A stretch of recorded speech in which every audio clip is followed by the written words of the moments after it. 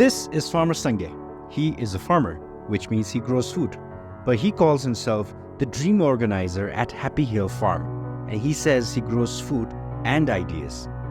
Happy Hill Farm has been in dream organizer Sangay's family for over 60 years now. They have worked the land, growing all sorts of animals, fruits, vegetables, herbs and cereals here for the entire time. They've done it in harmony with the nature around them, without encroaching on the community's forest. Instead, they think of the nature around them as part of their food basket. It complements our livelihood, says farmer/dream organizer Sangay. However, sometimes the feeling isn't mutual.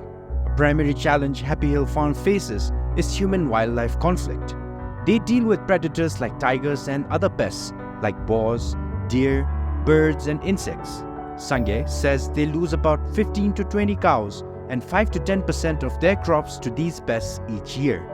And all that loss is despite farmers here spending 20 to 30% of their time actively fighting these pests. Our Sangay already has enough on his plate, farming and dream organizing, to roleplay as scarecrow and guard watch too. The second major issue the farm faces is economics. Farmers here don't make enough to live off the land, so most of them spend half their time doing some other things to pay the bills. Over time, this decreases farm productivity, meaning less money for the farmers and less food for the rest of us. Finally, the third major issue is the generational gap between farmers. Most young people have left the farms for the cities or for foreign countries. So almost all the farmers here are the older folks. This means the farms continue to rely heavily on traditional methods and manual labor. They are one of Bhutan's last unorganized sectors. There have been efforts from stakeholders like the government and UN agencies to encourage innovation in these farms. And yet, there has been resistance, mainly because farmers lack means of innovative financing, smart tech, and organized markets, and because the young people who could bring innovation are not here anymore. And this is where the dream organizer part of Farmer Sangay comes in. He thinks the latest technology could be adapted and used to improve farmer lives. A big part of his technology dream is to adapt drone technology. He calls it Raven Tech. The raven is Bhutan's national bird and the symbol of the country's chief protective deity, Ishigumbo. Just as the deity protects the country, his raven will protect the farms.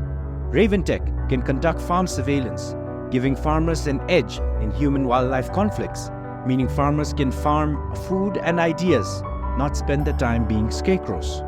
Sensors and AI in Raven Tech could help farmers profile soil, water, and fertility, as well as detect pests and diseases early on.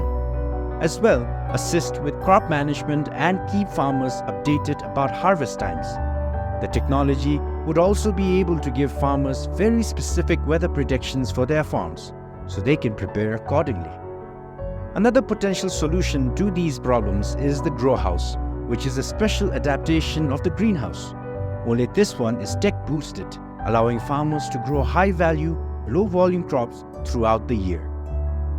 All of that would mean our farmers can use the latest technology to grow food for themselves and for the world.